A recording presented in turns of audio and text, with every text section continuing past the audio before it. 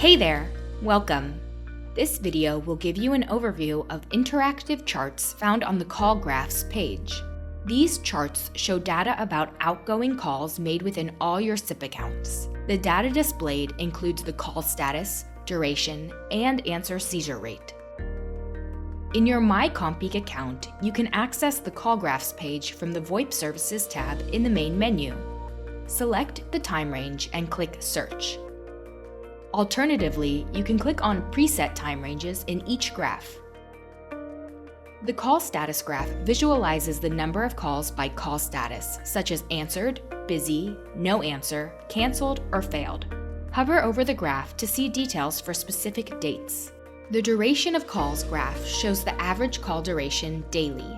In the calls ASR graph, you can see the percentage of answered calls. The last graph splits all the calls into groups by their lengths. To see the number of calls in a group, hover over the needed segment in the graph.